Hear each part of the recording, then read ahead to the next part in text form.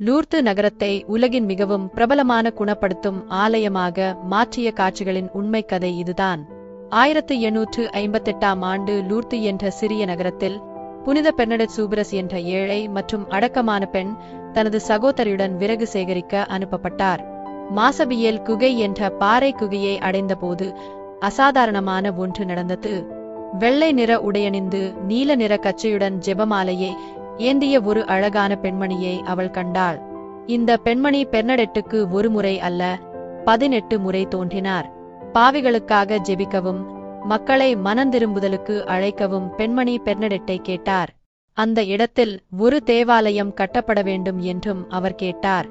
ஒரு காட்சியின் போது பெண்மணி பெர்னடெட்டை தரையில் தோண்டி ஊற்றிலிருந்து குடிக்கச் சொன்னார்.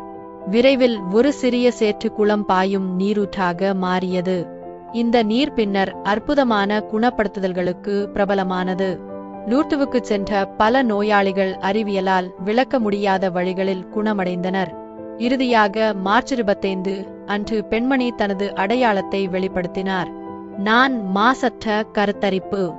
இது மரியாளின் தூய்மை பற்றிய கத்தோலிக்க திருச்சபையின் போதனையை உறுதிப்படுத்தியது. இன்று மில்லியன் கணக்கான யாத்ரிகர்கள் ஒவ்வொரு ஆண்டும் குணப்படுத்தும் அமைதி மற்றும் நம்பிக்கையை தேடி லூர்து நகருக்கு செல்கிறார்கள்.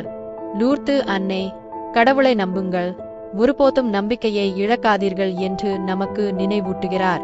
கடவுளின் தாய் உங்களுக்கு ஒரு தனிமையான குகையில் தோன்றினால் நீங்கள் என்ன செய்வீர்கள்? கீழே உள்ள கருத்துகளில் உங்கள் கருத்தை பகிர்ந்து கொள்ளுங்கள்.